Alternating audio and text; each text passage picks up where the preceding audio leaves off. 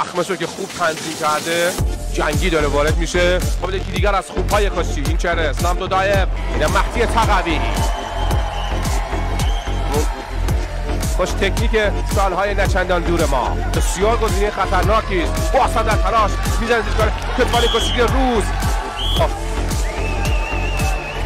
امریکایی ها نگاه اسلام دودایف با بدنخوری چه رقص پایی کرد ولی پشت حریف بره. کارو خوب بلده. باریکلا پسر. گول زدن میره که سطح یکی رو جمع کنه از همونجا.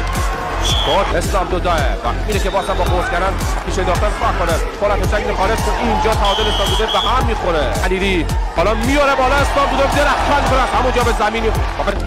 اسماعیل موچکایف باشه واسه فولت شک خارج کنه که میخواد که با امتیاز عالی شکست بده. بدنخوری نمیتونه کاری بکنه. رحمان عموزاد به یک نتیجه عالی باستم زد زیر کتفان حریف. کمرگیری خاک و این هم یک حسن ختام خوب برای این نمایش. تشویق‌های مهدی تقوی.